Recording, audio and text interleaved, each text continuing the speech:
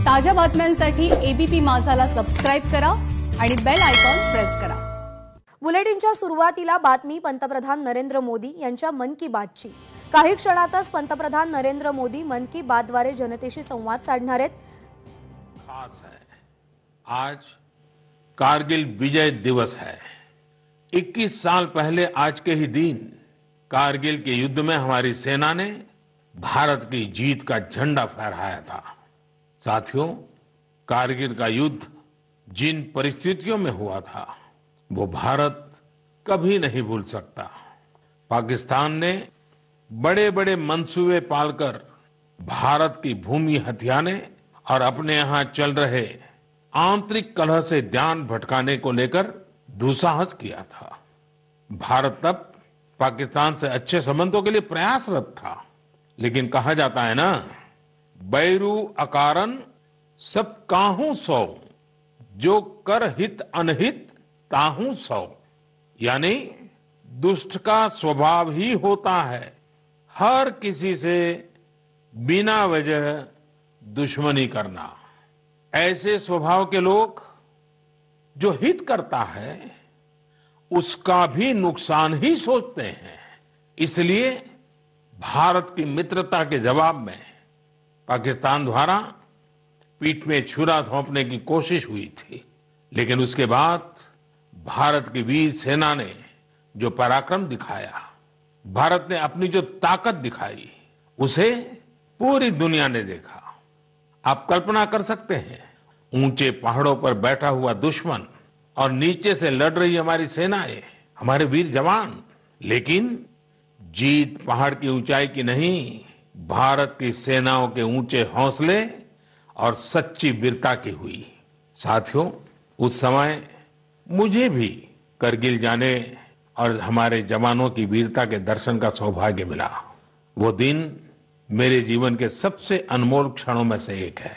मैं देख रहा हूं कि आज देश भर में लोग कारगिल विजय को याद कर रहे हैं। सोशल मीडिया पर एक हैशटैग करेज इन करगिल के साथ लोग अपने वीरों को नमन कर रहे हैं। जो शहीद हुए हैं उन्हें श्रद्धांजलि दे रहे हैं।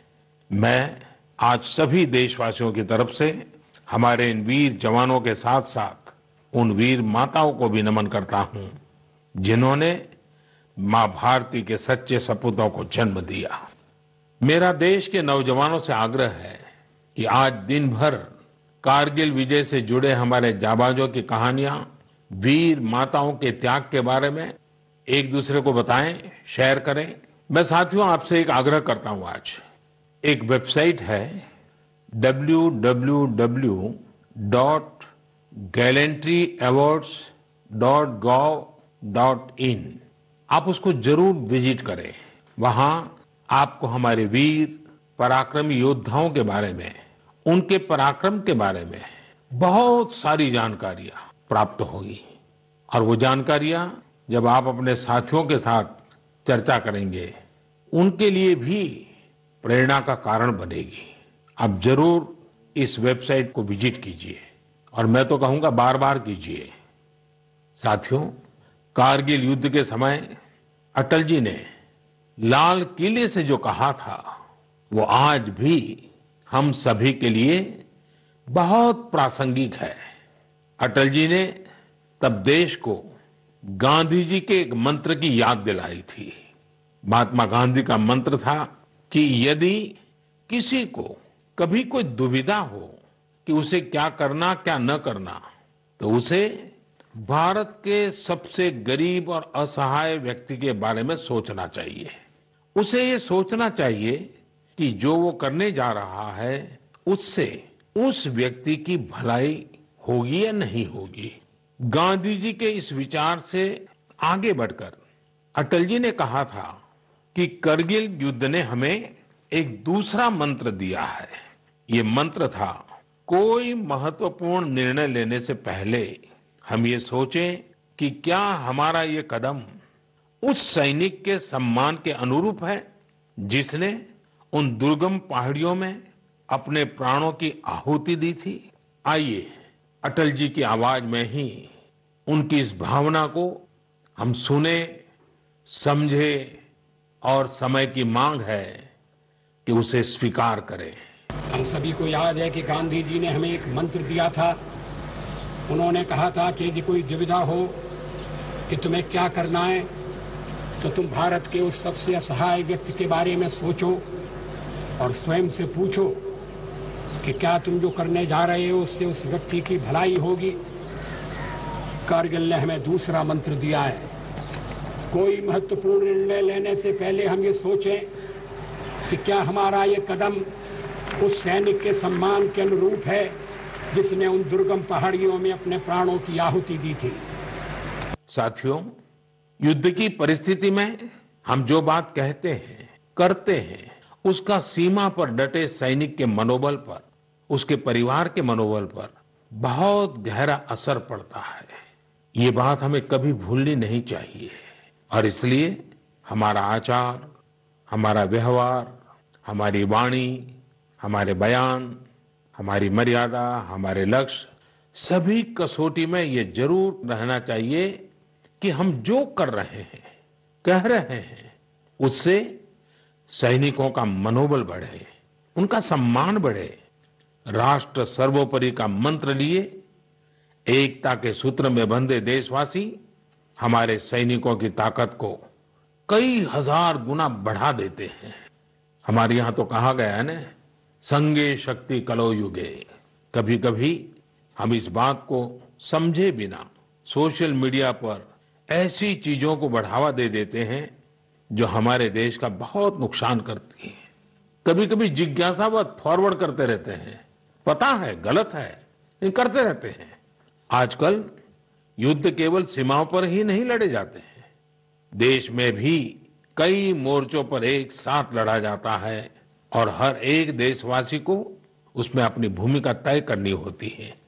हमें भी अपनी भूमिका देश की सीमा पर दुर्गम परिस्थितियों में लड़ रहे सैनिकों को याद करते हुए तय करनी होगी। मेरे प्यारे देशवासियों, पिछले कुछ महीनों से पूरे देश ने एकजुट होकर जिस तरह कोरोना से मुकाबला किया है, उसने अनेक आशंकाओं को गलत साबित कर दिया है। आज हमारे देश में रिकवरी रेट अन्य देशों के मुकाबले बेहतर है।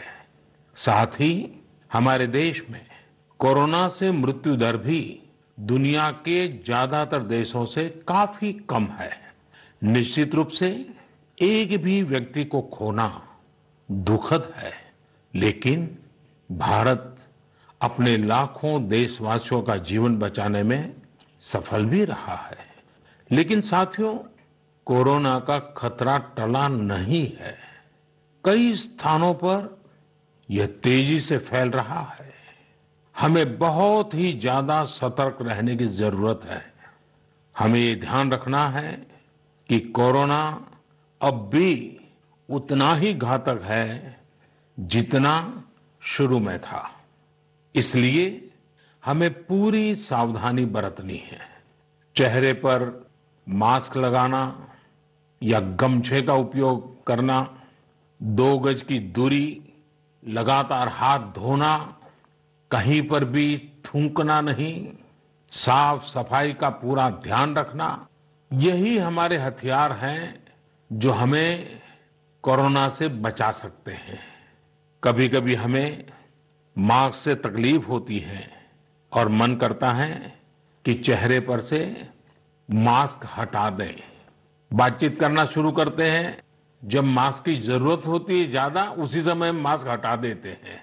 ऐसे समय मैं आपसे आग्रह करूंगा, जब भी आपको मास्क के कारण परेशानी फील होती हो, मन करता हो उतार देना है, तो पल भर के लिए उन डॉक्टर्स का स्मरण कीजिए, उन नर्सों का स्मरण कीजिए, हमारे उन कोरोना वॉरियर्स का स्मरण कीजिए। आप देखिए, वो मास्क पहन करके घंटों तक लगातार हम सबके जीवन को बचाने के लिए जुटे रहते हैं। 8-8, 10-10 घंटे तक मास्क पहने रखते हैं। क्या उनको तकलीफ नहीं होती होगी? थोड़ा सा उनका स्मरण कीजिए, आपको भी लगेगा कि हमें एक नागरिक के नाते इसमें जरा भी कोताही न बरतनी है, न किसी को बरतने देनी है। एक तरफ हमें कोरोना के खिलाफ लड़ाई को पूरी सजगता और सतर्कता के साथ लड़ना है, तो दूसरी ओर कठोर मेहनत से व्यवसाय, नौकरी, पढ़ाई, जो भी कर्तव्य हम निभाते हैं उसमें गति लानी है, उसको भी नई ऊंचाई पर ले जाना है। साथियों, कोरोना काल में तो हमारे ग्रामीण क्षेत्रों ने पूरे देश को दिशा दिखाई है। गांवों से स्थानीय नागरिकों के, ग्राम पंचायतों के अनेक अच्छे प्रयास लगातार सामने आ रहे हैं। जम्मू में एक गांव त्रेवा ग्राम पंचायत है। वहां की सरपंच हैं बलबीर कौर जी। मुझे बताया गया कि बलबीर कौर जी ने अपनी पंचायत में 30 बेड का एक क्वारंटाइन सेंटर बनवाया, पंचायत आने वाले रास्तों पर पानी की व्यवस्था की, लोगों को हाथ धोने में कोई दिक्कत ना हो इसका इंतजाम करवाया। इतना ही नहीं, ये बलबीर कौर जी खुद अपने कंधे पर स्प्रे पंप टांग कर वॉलेंटियर्स के साथ मिलकर पूरी पंचायत में, आसपास के क्षेत्र में सैनिटाइजेशन का काम भी करती है। ऐसी ही एक और कश्मीरी महिला सरपंच है गांदरबल के चौटलीवार की जैतूना बेगम। जैतूना बेगम जी ने तय किया कि उनकी पंचायत कोरोना के खिलाफ जंग लड़ेगी और कमाई के लिए अवसर भी पैदा करेगी।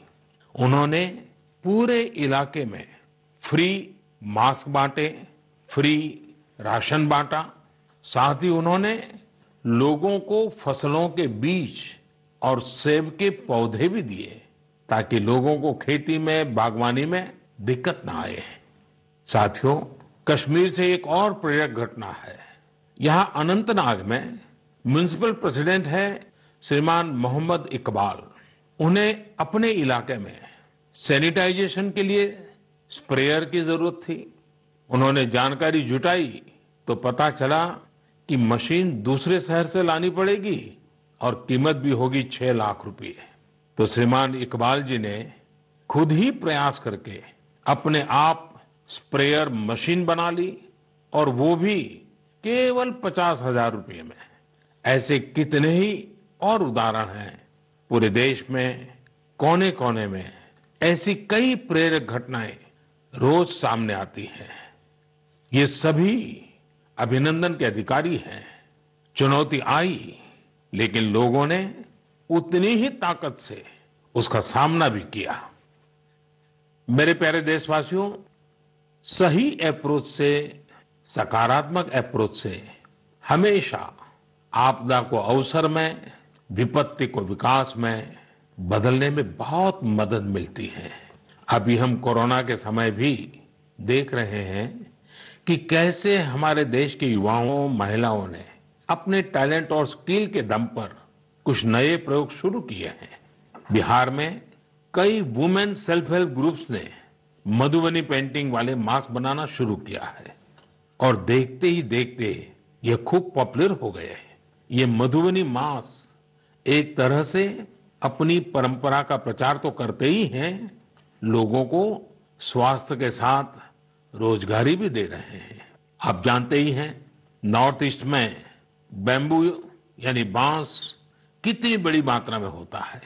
अब इसी बांस से त्रिपुरा, मणिपुर, असम के कारीगरों ने हाई क्वालिटी की पानी की बोतल और टिफिन बॉक्स बनाना शुरू किया है बाम्बू से। आप अगर इनकी क्वालिटी देखेंगे तो भरोसा नहीं होगा कि बांस की बोतलें भी इतनी शानदार हो सकती हैं और फिर ये बोतलें इको फ्रेंडली भी हैं। इन्हें जब बनाते हैं तो बांस को पहले नीम और दूसरे औषधीय पौधों के साथ उबाला जाता है।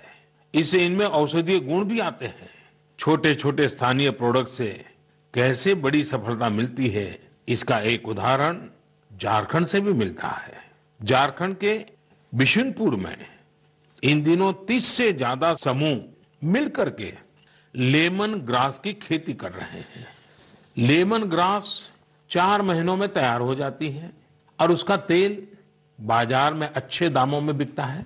इसकी आजकल काफी मांग भी है। मैं देश के दो इलाकों के बारे में भी बात करना चाहता हूं। दोनों ही एक दूसरे से सैकड़ों किलोमीटर दूर है और अपने अपने तरीके से भारत को आत्मनिर्भर बनाने के लिए कुछ हटकर के काम कर रहे हैं। एक है लद्दाख और दूसरा है कच्छ। लेह और लद्दाख का नाम सामने आते ही खूबसूरत वादियां और ऊंचे ऊंचे पहाड़ों के दृश्य हमारे सामने आ जाते हैं। ताजी हवा के झोंके महसूस होने लगते हैं। वहीं कच्छ का जिक्र होते ही रेगिस्तान, दूर दूर तक रेगिस्तान, कहीं पेड़ पौधा भी नजर ना आए, ये सब हमारे सामने आ जाता है। लद्दाख में एक विशिष्ट फल होता है जिसका नाम चूली या एप्रिकॉट यानी खुबानी है। ये फसल इस क्षेत्र की इकोनॉमी को बदलने की क्षमता रखती है, परंतु अफसोस की बात यह है कि सप्लाई चेन, मौसम की मार जैसे अनेक चुनौतियों से ये जूझता रहता है।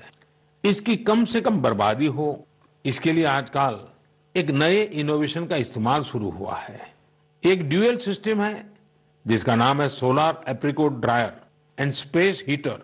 ये खुबानी और दूसरे अन्य फलों एवं सब्जियों को जरूरत के अनुसार सूखा सकता है, और वो भी हाइजीनिक तरीके से।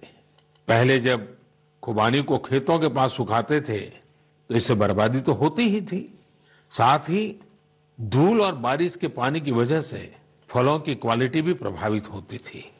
दूसरी ओर आजकल कच्छ में किसान ड्रैगन फ्रूट्स की खेती के लिए सराहनीय प्रयास कर रहे हैं।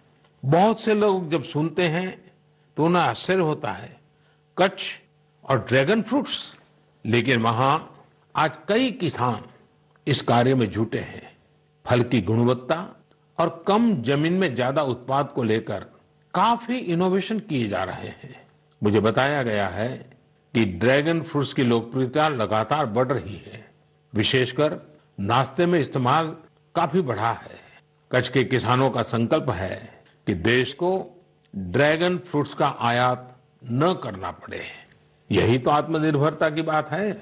साथियों, जब हम कुछ नया करने का सोचते हैं, इनोवेटिव सोचते हैं, तो ऐसे काम भी संभव हो जाते हैं जिनकी आम तौर पर कोई कल्पना नहीं करता। जैसे कि बिहार के कुछ युवाओं को ही लीजिए। पहले सामान्य नौकरी करते थे। एक दिन उन्होंने तय किया कि वो मोती यानी पल्स की खेती करेंगे। उनके क्षेत्र में लोगों को इस बारे में बहुत पता नहीं था, लेकिन इन लोगों ने पहले सारी जानकारी जुटाई, जयपुर और भुवनेश्वर जाकर ट्रेनिंग ली और अपने गांव में ही मोती की खेती शुरू कर दी। आज ये स्वयं तो इससे काफी कमाई कर ही रहे हैं। उन्होंने मुजफ्फरपुर, बेगूसराय और पटना में अन्य राज्यों से लौटे प्रवासी मजदूरों को इसकी ट्रेनिंग देनी भी शुरू कर दी है। कितने ही लोगों के लिए इससे आत्मनिर्भरता के रास्ते खुल गए हैं। साथियों, अभी कुछ दिन बाद रक्षाबंधन का पावन पर्व आ रहा है। मैं इन दिनों देख रहा हूं कि कई लोग और संस्थाएं इस बार रक्षाबंधन को अलग तरीके से मनाने का अभियान चला रहे हैं। कई लोग इसे वोकल फॉर लोकल से भी जोड़ रहे हैं, और बात भी सही है। हमारे पर्व हमारे समाज के, हमारे घर के पास ही किसी व्यक्ति का व्यापार बढ़े, उसका भी पर्व खुशहाल हो, तब पर्व का आनंद कुछ और ही हो जाता है। सभी देशवासियों को रक्षाबंधन की बहुत बहुत शुभकामनाएं। साथियों, 7 अगस्त को नेशनल हैंडलूम डे है। भारत का हैंडलूम, हमारा हैंडीक्राफ्ट अपने आप में सैकड़ों वर्षों का गौरवमय इतिहास समेटे हुए है। हम सभी का प्रयास होना चाहिए कि न सिर्फ भारतीय हैंडलूम और हैंडीक्राफ्ट का ज्यादा से ज्यादा उपयोग करें, बल्कि इसके बारे में हमें ज्यादा से ज्यादा लोगों को बताना भी चाहिए। भारत का हैंडलूम और हैंडीक्राफ्ट कितना रिच है, इसमें कितनी विविधता है, ये दुनिया जितना ज्यादा जानेगी उतना ही हमारे लोकल कारीगरों और बुनकरों को लाभ होगा। साथियों, विशेषकर मेरे युवा साथियों, हमारा देश बदल रहा है। कैसे बदल रहा है, कितनी तेजी से बदल रहा है, कैसे कैसे क्षेत्रों में बदल रहा है, एक सकारात्मक सोच के साथ अगर निगाह डालें तो हम खुद अचंभित रह जाएंगे। एक समय था जब खेलकूद से लेकर के अन्य सेक्टर्स में अधिकतर लोग या तो बड़े बड़े शहरों से होते थे या बड़े बड़े परिवार से या फिर नामी गिरामी स्कूल या कॉलेज से होते थे। अब देश बदल रहा है। गांवों से, छोटे शहरों से, सामान्य परिवार से हमारे युवा आगे आ रहे हैं, सफलता के नए शिखर चूम रहे हैं। ये लोग संकटों के बीच भी नए नए सपने संजोते हुए आगे बढ़ रहे हैं। कुछ ऐसा ही हमें अभी हाल ही में जो बोर्ड एग्जाम्स के रिजल्ट आए उसमें भी दिखता है। आज मन की बात में हम कुछ ऐसे ही प्रतिभाशाली बेटे बेटियों से बात करते हैं। ऐसी ही एक प्रतिभाशाली बेटी है कृतिका नांदल। कृतिका जी हरियाणा में पानीपत से हैं। हेलो कृतिका जी, नमस्ते। नमस्ते सर। इतने अच्छे परिणाम के लिए आपको बहुत बहुत बधाई। धन्यवाद सर। और आपको तो इन दिनों टेलीफोन लेते लेते भी आप थक गई होगी, इतने सारे लोगों के फोन आते होंगे। जी सर। और जो लोग बधाई देते हैं वो भी गर्व महसूस करते होंगे कि वो आपको जानते हैं। आपको कैसा लग रहा है? सर बहुत अच्छा लग रहा है। पेरेंट्स को प्राउड फील करा के खुद को भी इतना प्राउड फील हो रहा है। अच्छा, ये बताइए कि आपकी सबसे बड़ी प्रेरणा कौन है? सर मेरी मम्मी है सबसे बड़ी प्रेरणा तो मेरी। वाह। अच्छा, आप मम्मी से क्या सीख रही है? सर उन्होंने अपनी जिंदगी में इतनी मुश्किलें देखी, फिर भी वो इतनी बोल्ड और इतनी स्ट्रोंग है। सर उन्हें देख देख के इतनी प्रेरणा मिलती है कि मैं भी उन्हीं की तरह बनूं। माँ कितनी पढ़ी लिखी हैं? सर बीए की है उन्होंने। बीए किया हुआ है? जी सर। अच्छा, तो माँ आपको सिखाती भी होगी? जी सर सिखाती हैं, दुनियादारी के बारे में हर बात बताती है। वह डांटती भी होगी? जी सर डांटती भी है। अच्छा बेटा, आप आगे क्या करना चाहती हैं? सर हम डॉक्टर बनना चाहते हैं। अरे वाह। MBBS। देखिए, डॉक्टर बनना आसान काम नहीं है। जी सर। डिग्री तो प्राप्त कर लेगी क्योंकि आप बड़ी तेजस्वी हो बेटा, लेकिन डॉक्टर का जीवन जो है वो समाज के लिए बहुत समर्पित होता है। जी सर। उसको कभी रात को चैन से सो भी नहीं सकता है, कभी भी पेशेंट का फोन आ जाता है, अस्पताल से फोन आ जाता है, उसको दौड़ना पड़ता है। एक प्रकार से 24/7 365 डेज डॉक्टर की जिंदगी लोगों की सेवा में लगी रहती है। Yes sir. और खतरा भी रहता है क्योंकि कभी पता नहीं आजकल के जिस प्रकार की बीमारियां हैं, तो डॉक्टर के सामने भी बहुत बड़ा संकट रहता है। जी सर। अच्छा कृतिका, हरियाणा तो खेलकूद में पूरे हिंदुस्तान के लिए हमेशा ही प्रेरणा देने वाला, प्रोत्साहन देने वाला राज्य रहा है। हाँ जी सर। तो आप भी तो कोई खेलकूद में भाग लेती हैं क्या? कुछ खेलकूद पसंद है क्या आपको? सर बास्केटबॉल खेलते थे स्कूल में थे जब। अच्छा, आपकी ऊंचाई कितनी है? ज्यादा है ऊंचाई? नहीं सर 5'2" की है। अच्छा, तो फिर तुम्हारे खेल में पसंद करते हैं?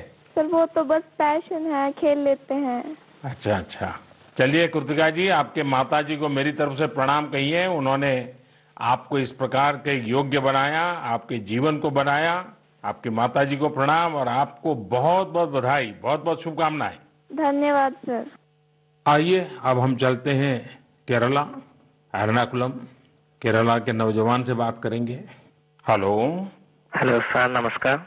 सो Vinayak, congratulations. Thank you sir. शाबाश विनायक, शाबाश। Thank you how is the josh? Hi sir. Do you play any sport? Badminton. Badminton? Yes. In a school or you had any chance to take a training? No, in school we have already get some training Mm-hmm. from our teachers. Ah, So thus, and we get opportunity to participate outside wow. from the school itself. How many states you have visited? I have visited only Kerala and Tamil Nadu. Only Kerala and Tamil Nadu. Yes. So would you like to visit Delhi? Yes, sir. Now I am applying Delhi University for my higher studies. Wow, so you are coming to Delhi. Yes, sir. Hmm. Tell me, do you have any message for fellow students who will give board exams in future? Hard work and proper time utilization. So it's a perfect time management. Yes, sir. So Vinayak, I would like to know your hobbies. First of all, badminton, Mm-hmm. and then reading. Mm-hmm. So are you active on social media? No, we are not allowed to use any electronic items or gadgets in the school. So you are lucky. Yes, sir. Well, Vinayak, congratulations again and wish you all the best. Thank you, sir. आइए हम उत्तर प्रदेश चलते हैं। उत्तर प्रदेश में अमरोहा के श्रीमान उस्मान सैफी से बात करेंगे। हेलो उस्मान, बहुत बहुत बधाई, आपको ढेरों ढेरों बधाई। Thank you sir. अच्छा, अब उस्मान बताइए कि आपने जो चाहा था वही रिजल्ट मिला कि कुछ कम आया? नहीं, जो चाहा था वही मिला है। मेरे पेरेंट्स भी बहुत खुश हैं। वाह। अच्छा, परिवार में और भाई भी बहुत इतने ही तेजस्वी हैं कि घर में आप ही हैं जो इतने तेजस्वी हैं? सिर्फ मैं ही हूँ। मेरा भाई वो थोड़ा सा शरारती है, बाकी मुझे लेकर बहुत खुश रहता है। अच्छा अच्छा। अच्छा, आप जब पढ़ रहे थे तो उस्मान आपका पसंदीदा विषय क्या था? मैथमेटिक्स। अरे वाह। तो मैथमेटिक्स में क्या रुचि रहती थी, कैसे हुआ, किस टीचर ने आपको प्रेरित किया? जी, हमारे एक सब्जेक्ट टीचर रजत सर, उन्होंने मुझे प्रेरणा दी और वो बहुत अच्छा पढ़ाते हैं और मैथमेटिक्स शुरू से ही मेरा अच्छा रहा है और वो काफी इंटरेस्टिंग सब्जेक्ट भी है। तो जितना ज्यादा करते हैं उतना ज्यादा इंटरेस्ट आता है, तो इसलिए मेरा फेवरेट सब्जेक्ट। आप तर पंतप्रधान नरेंद्र मोदी यांनी मन की बातच्या माध्यमातून देशातल्या जनतेशी सध्या ते संवाद साधतायत। कारगिल विजय दिवसाच्या निमित्तानं त्यांनी शहीद जवानांना आदरांजली वाहिली आणि त्याचसोबत देशातल्या गुणवंत विद्यार्थ्यांशी सध्या ते संवाद साधतायत, त्यांना प्रोत्साहन देत आहेत।